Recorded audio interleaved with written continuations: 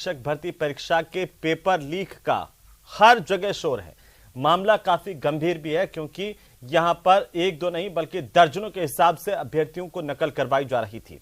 Paper leak गिरोह के मंसूबों का इसी बात से पता चलता है कि चलती बस में ही दर्जनों अभ्यर्थियों को पेपर सॉल्व करवाया जा रहा था। और हैरानी इस बात की भी है कि करीब 15 अभ्यर्थी ऐसे थे जिनके पिता खुद सरकारी स्कूलों में टीचर हैं, शिक्षक हैं, और उनके बेटे बेटियां यहां पर नकल का पेपर सॉल्व कर रहे थे। और वो शिक्षक ही अपने बेटियों को पेपर की डील कर रहे थे। और अब तक करीब 55 लोग इस मामले में गिरफ्तार हो गए हैं। ऐसे में अब पूरी परीक्षा सवालों के घेरे में है। भारतीय जनता पार्टी और आरएलपी की ओर से प्रदेश भर में कई जगहों पर लगातार विरोध प्रदर्शन किया जा रहा है। अलग अलग जगहों की तस्वीरें आपकी टीवी स्क्रीन पर, और साथ ही हर पेपर की सीबीआई जांच की मांग की गई है। आज इसी को लेकर के हम बात करेंगे। पेपर लीक में जिस तरीके से एक के बाद एक बड़े खुलासे हो रहे हैं, कई सवाल यहां पर खड़े हो रहे हैं। सवाल इस बात को लेकर के भी कि अब तक एक के बाद एक कई पेपर लीक पिछले दिनों से हुए हैं, उसके बावजूद इस पेपर माफिया पर अंकुश क्यों नहीं लग पा रहा है? क्या सभी पेपर इस परीक्षा के लीक हुए हैं? अगर ऐसा है तो मैं एक पेपर जीके का क्यों रद्द किया गया? पूरी परीक्षा के तमाम पेपर्स क्यों नहीं रद्द किए गए?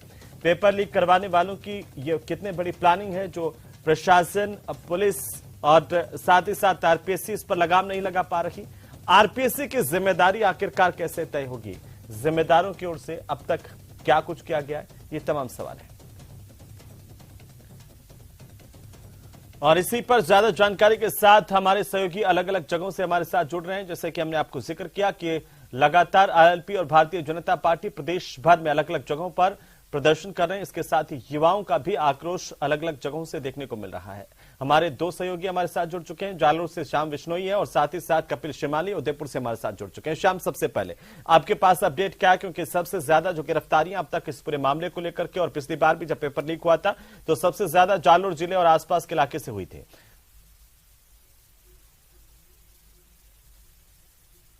निश्चित तौर से हेमंत, एक बार फिर से आरपीएससी भर्ती परीक्षा का कनेक्शन सीधी तरीके से जालौर से निकल के आया। जालौर से एक दो की गिरफ्तारी नहीं होकर के दर्जनों, यानी कि ये जो आंकड़ा ये सैकड़ों तक पहुंच सकता है अगर पुलिस सही तरीके से जांच करे, क्योंकि 50 से अधिक गिरफ्तारियां हैं वो हो चुकी है। रीट भर्ती परीक्षा की बात करें या पूर्व की भर्ती परीक्षाओं में सीधा कनेक्शन जालौर से निकल के आया। हेमंत, बड़ा सवाल खड़ा होता है कि ये जो एक परीक्षा इसके जो रद्द करने से मामला सुलझता नहीं दिखाई दे रहा है, क्योंकि ये बस का मूवमेंट था। ये 20 दिसंबर से लगातार उदयपुर, यही बस अगर लगातार उदयपुर जारी थी तो पूर्व की भर्ती परीक्षाओं के भी पेपर लीक होने की आशंका पूरी तरीके से जताई जा सकती है।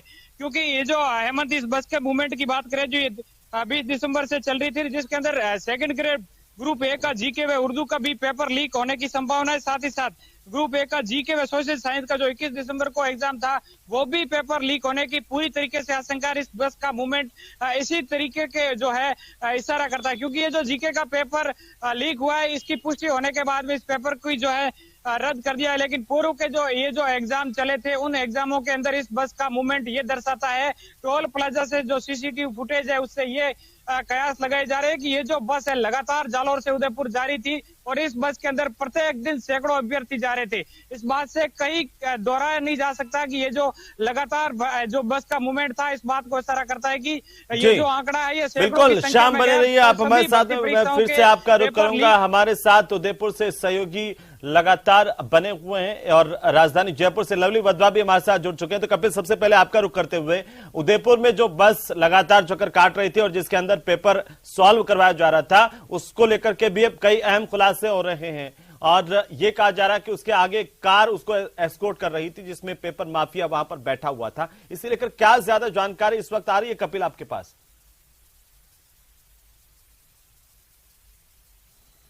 बिल्कुल, देखिए ये जो बस सामने आई है, इस बस का मूवमेंट लगातार 20 तारीख से गोगुंदा टोल नाके पर देखा गया। तो ये इस पूरी प्रक्रिया पर सवाल खड़े करने लगा है कि जिस बस का इस्तेमाल नकल पेपर लीक गिरोह द्वारा किया जा रहा था वो बस लगातार जालौर से उदयपुर की ओर मूवमेंट कर रही थी।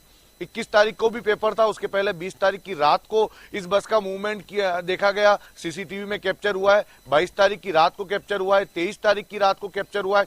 3 तारीखों के सीसीटीवी फुटेज हमने अरेंज कर लिए हैं। तो आप देखिए कि लगातार इस बस के मूवमेंट के चलते ये आशंकाएं बन रही है कि क्या पूर्व में जो परीक्षाएं हुई है, जब ये बस जालोर से उदयपुर आई थी, उस दौरान भी क्या ये पेपर लीक करते हुए उसमें अभ्यर्थियों को लेकर सॉल्व करवाते हुए उदयपुर लेकर आई थी? ये सवाल अब सभी के सामने है, लेकिन पुलिस इन्वेस्टिगेशन में अब इन पर किन तरह के तथ्य सामने आते हैं ये देखने वाली बात होगी। दूसरी ओर एक कार भी जो है वो सामने आई, उसकी भी आज हमने पहली बार टीवी पर तस्वीर दिखाने की कोशिश की कि एक कार एस्कॉर्ट कर रही थी और सुरेश बिश्नोई जो कि पेपर माफिया था, जिसके पास रात को 2 बजे सबसे पहले पेपर आया था और पेपर आने के बाद उसने कार के अंदर ही उस पेपर का प्रिंट लिया और उसे बस में भेजकर दूसरे जो लोग बस में मौजूद थे उन्होंने सॉल्व करवाना शुरू किया। तो वो कार भी पुलिस ने जब्त करके रखी हुई है।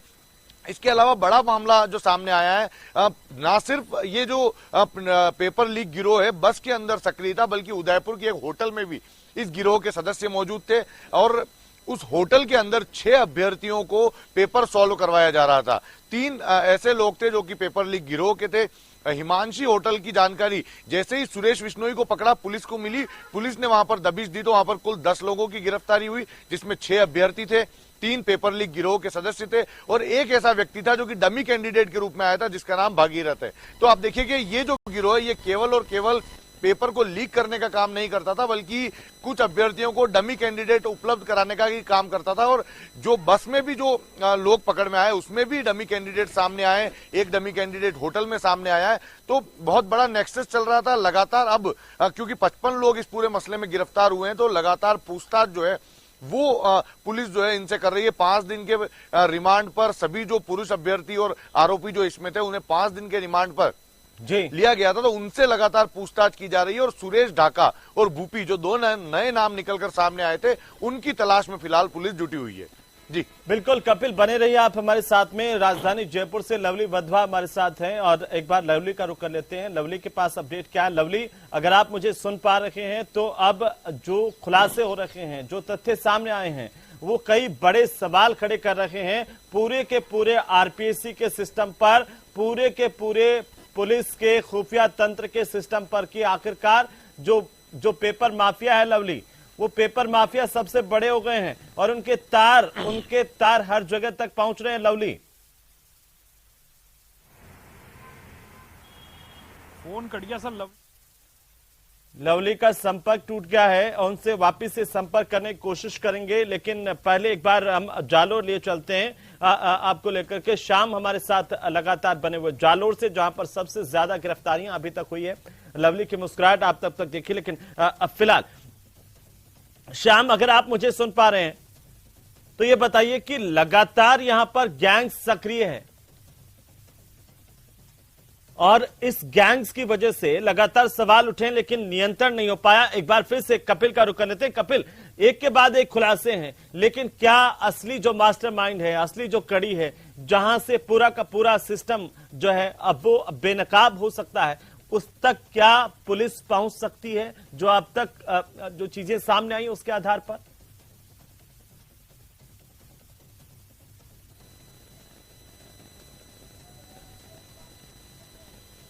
तो लगता है कि कपिल को भी आवाज नहीं सुनाई दे रही, तकनीकी खामी की वजह से। लगातार वापस से एक एक करके उनका रुख करने की कोशिश करेंगे, लेकिन बहरहाल हम आपको बता दें ये बड़ी जानकारी कि यहां पर एक होटल का भी खुलासा हुआ। ये पेपर लीक गिरोह के सरगना जब उदयपुर पिंडवाड़ा हाईवे पर बस में पेपर सॉल्व करवा रहे थे, उसी दौरान इस गिरोह के कुछ सदस्य उदयपुर के सुखेर थाना इलाके के होटल हिमांशी में कुछ अभ्यर्थियों को यहां पर पेपर सॉल्व करवा रहे थे जो लीक हो गया था।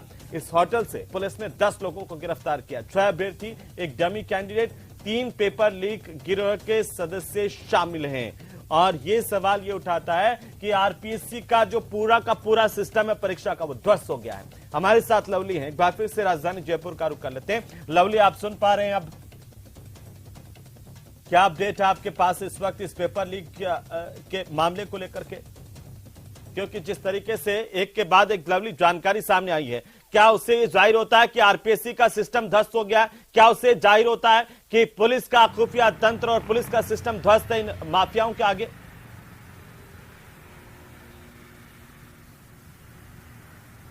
बिल्कुल आपने सही कहा। राजस्थान के अंदर आरपीएससी जैसी संस्था पर सवाल उठते हैं तो पूरी भर्ती प्रक्रिया ही सवालों के घेरे में आई है। जिस तरह से बस का लगातार मूवमेंट जो है वो सामने आया, उसके बाद ये तय माना जा रहा है कि बाकी के पेपर्स भी शायद लीक हो सकते हैं, ऐसा संदेह जताया जा रहा है। और अगर ऐसा होता है तो शायद इस पूरी परीक्षा पर ही संशय के बादल मंडरा रहे हैं। जयपुर के अंदर जो कोचिंग संस्थान है, जिस कोचिंग संस्थान से जुड़े हुआ पेपर माफिया है सुरेश ढाका, उसके ठिकानों पर उदयपुर पुलिस की स्पेशल टीम ने रेड लेकर के वहां से कुछ सबूत जो है वो दस्तयाब किए हैं। इसके अलावा जो है उनके साथ में और कौन लोग आरपीएससी के खास तौर पर कौन कौन से ऐसे लोग, अधिकारी, कर्मचारी, गोपनीय शाखा के लोग इस पूरे मामले में जुड़े हुए, इसकी पड़ताल लगातार उदयपुर की पुलिस टीम कर रही है।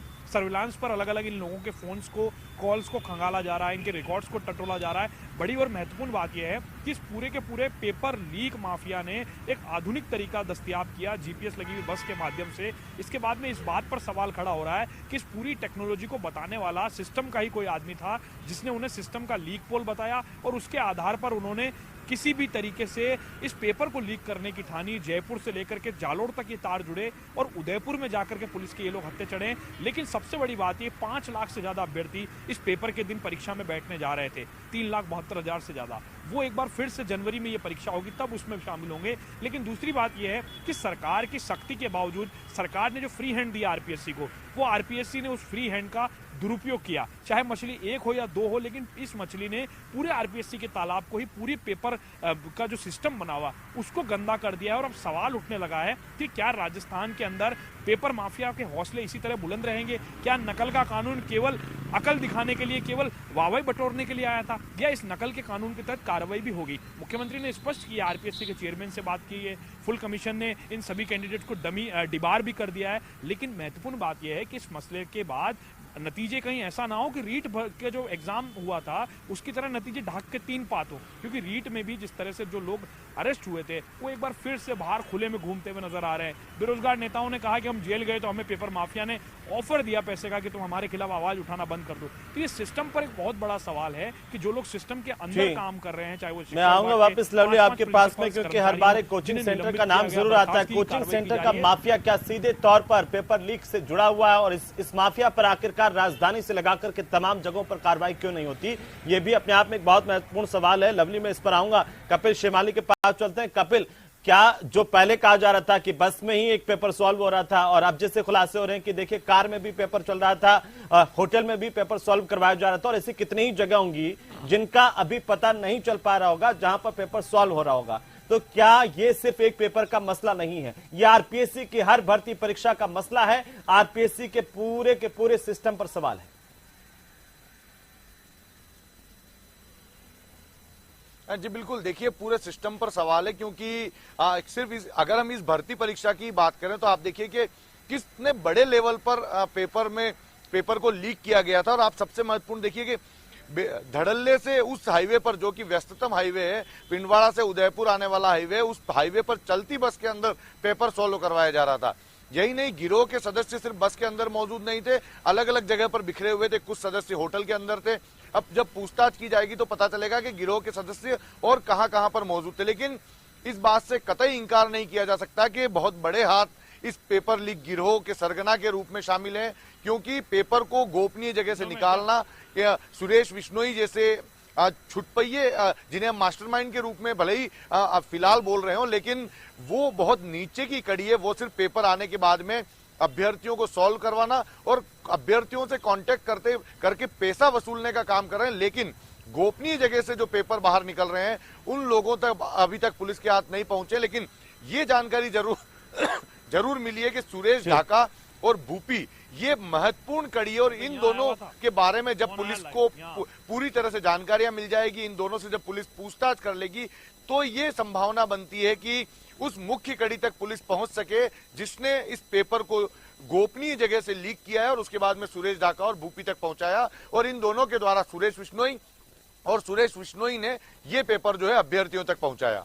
जी बिल्कुल। लवली हमारे साथ लगातार बने हुए। लवली का एक बार फिर से रुक कर लेते हैं। लवली, जैसे कि अभी कपिल बता रहे थे कि कितनी महत्वपूर्ण कड़ियां हैं एक के बाद एक, लेकिन आपको याद होगा लवली, जब पिछली बार रीट का पेपर लीक हुआ या उससे पहले हमने देखा कि राजधानी जयपुर के ही एक निजी स्कूल से जब पेपर लीक हुआ, उस बात को लेकर के बाद में सवाल उठे कि अब सिस्टम कड़ा हो गया है, कानून आ गया है, लेकिन क्या वैसा ही हश्र होने वाला है इस बार के पेपर लीक का भी? जब दावे तो तमाम बड़े बड़े होते हैं, लेकिन मगरमच्छ बाहर रहते हैं हमेशा, वो पकड़ में नहीं आते, और यही वजह है कि पूरा का पूरा सिस्टम खोखला है।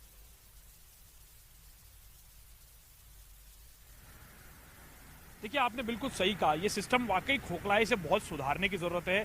जागृति स्कूल में कांस्टेबल भर्ती परीक्षा का पेपर लीक हुआ, उस मामले में स्कूल संचालक सहित तमाम लोग आज भी जेल में हैं, लेकिन वो उनके स्कूल की मान्यता को रद्द करने में सरकार के पास कागज न जाने क्यों अब तक नहीं पहुंच पाए हैं। डिपार्टमेंट की जिम्मेदारी बनती है कि ऐसे बताइए, जागृति स्कूल की सिर्फ कानून के अनुसार तो यह कहा गया था कि हम इनकी संपत्तियां जब्त कर लेंगे, लेकिन उस स्कूल की एक मान्यता तक रद्द नहीं हो पाई। तो आप अंदाजा लगा सकते हैं लवली इस बात से कि आखिरकार ये कितने सिस्टम के अंदर बैठे हुए लोग हैं जो माफिया किस्म के लोग हैं।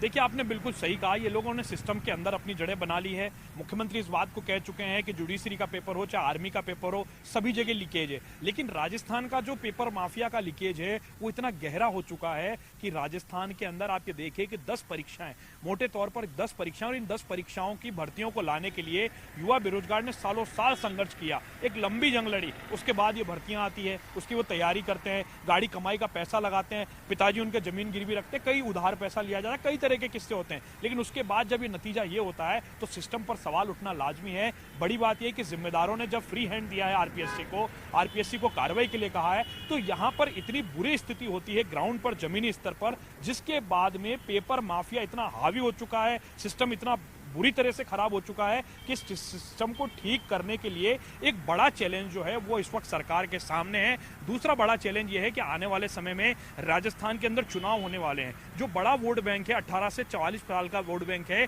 और ये 18 से 40-44 साल का जो बड़ी संख्या का वोट बैंक है, ये राजस्थान का शिक्षित बेरोजगार है, युवा बेरोजगार है, अभ्यर्थी है या छात्र है। तो सरकार बिल्कुल क्लियर कह रही थी बार बार कि किसी तरह का पेपर लीक नहीं होना चाहिए, लेकिन उसके बावजूद भी पेपर लीक हुआ। अब आरपीएससी के चेयरमैन की जिम्मेदारी बनती है, उनकी कमेटी की जिम्मेदारी बनती है, फुल कमीशन की जिम्मेदारी बनती है कि वो अपनी जिम्मेदारी को तय करें, अपने यहाँ के सिस्टम को वो ठीक करें। अगर वो ठीक नहीं कर पाते हैं तो सरकार को बताएं कि हम पद नहीं संभाल सकते। लेकिन मुख्यमंत्री इस पूरे मामले पर कोई कोताही नहीं बरतना चाहते हैं। मुख्यमंत्री ने 2 टूक शब्दों के अंदर मीडिया से 2 दिन पहले भी बात करते हुए साफ कहा है कि वो किसी भी मामले पर इस पेपर लीक जैसे माफिया को राजस्थान में नहीं पनपने देंगे। चाहे कोई भी सरकार रही हो, कहा बहुत कुछ गया है, कानून भी लाए गए हैं, लेकिन उसके बावजूद जमीन पर जो पालना करने का काम जिन जिम्मेदारों का है वो न जाने क्यों वो इसकी पालना नहीं कराते। तो ऐसे में सवाल उन्हीं लोगों पर उठता है कि क्या वो लोग तो पेपर माफिया के साथ मिले हुए नहीं है? क्या वो लोग तो पेपर माफिया को पनपाने का काम नहीं कर रहे हैं? कहीं वो लोग तो पेपर माफिया के साथ मिलकर के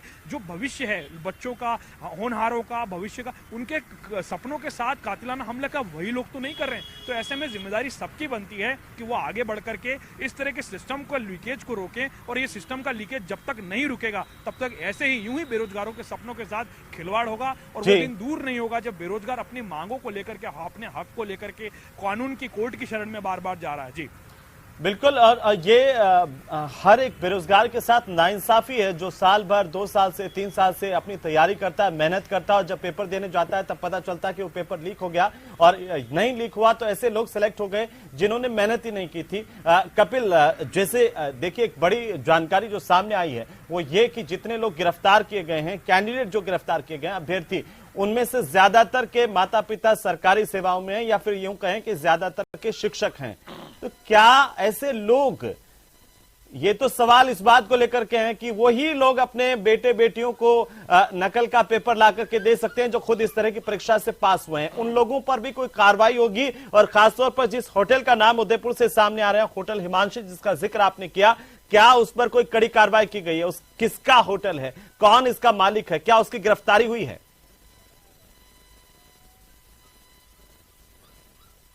देखिए, ये होटल की जो जहां तक बात सामने आ रही है, होटल में 4 कमरे बुक कराए गए थे। जो लोग यहां पर आए थे उसमें अभ्यर्थी भी शामिल थे, एक महिला अभ्यर्थी शामिल थी, और 3 लोग वो थे जो नकल ये पेपर लीक गिरोह के सदस्य थे। लेकिन इन लोगों द्वारा होटल प्रबंधन को डॉक्यूमेंट दिए गए, और क्योंकि बहुत सारे बच्चे रूम बुक कराने के लिए आ रहे थे तो होटल प्रबंधन ने भी अब इन्हें अभ्यर्थी समझते हुए कमरा जो है वो किराए पर दिया।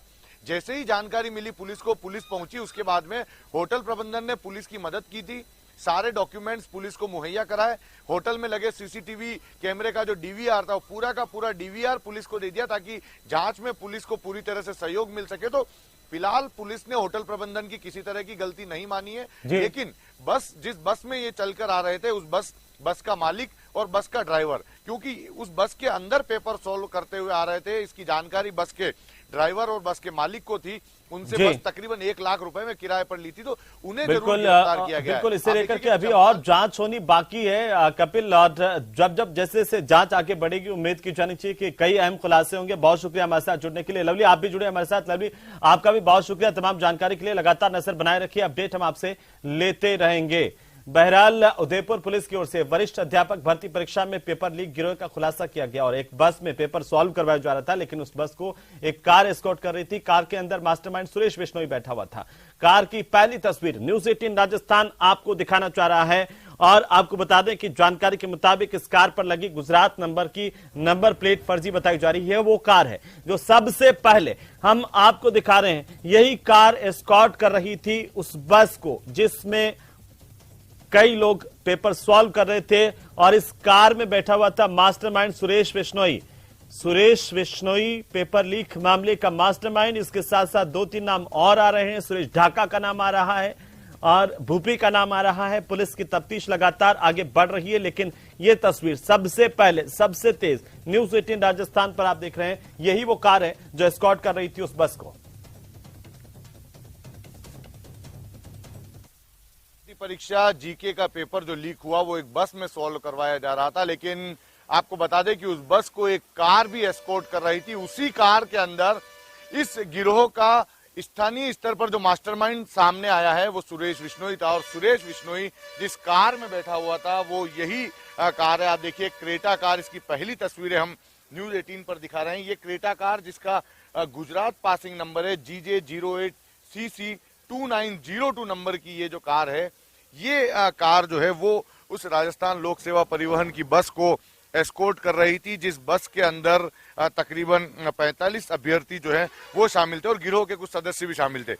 इसी गाड़ी के अंदर सुरेश बिश्नोई के पास में रात को 2 बजे 23 तारीख और 24 तारीख के बीच की रात को 2 बजे जो प्रश्न पत्र है वो व्हाट्सएप पर सुरेश बिश्नोई के पास में पहुंचा था और इसी गाड़ी के अंदर एक लैपटॉप और एक प्रिंटर रखा गया था। जैसे ही व्हाट्सएप पर सुरेश बिश्नोई को पेपर मिला, उसके ठीक बाद में इसी गाड़ी के अंदर बैठकर उस पेपर का प्रिंट लिया गया, जिसे बस के अंदर पहुंचाया गया और उसके बाद में बस ने उदयपुर पिंडवाड़ा हाईवे पर घूमते हुए सभी अभ्यर्थियों को जो एक्सपर्ट बस के अंदर सवार थे उन्होंने प्रश्न पत्र को हल करवाना शुरू किया। तो ये उस गाड़ी की पहली तस्वीरें हैं।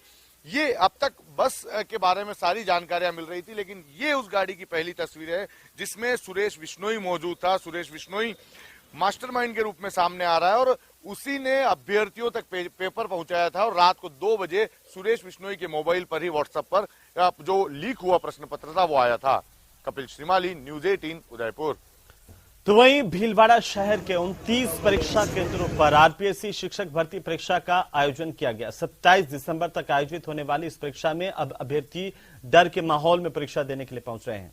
इन परीक्षार्थियों का कहना है कि दूर दूर से परीक्षा देने के लिए आते तो हैं, लेकिन कई बार ऐसा होता है कि पेपर आउट हो जाता है और इसके चलते उनकी सारी की सारी मेहनत और पैसा समय सब बर्बाद हो जाता है। इसका उन्हें डर सताता है। भीलवाड़ा शहर के उच्च माध्यमिक विद्यालय राजेंद्र मार्ग परीक्षा केंद्र पर कड़ी सुरक्षा के बीच परीक्षार्थियों को परीक्षा केंद्र में प्रवेश दिया गया। इस दौरान परीक्षार्थियों से खास बातचीत करते हुए व्यवस्थाओं का जायजा लिया हमारे संवाददाता राहुल कौशिक ने।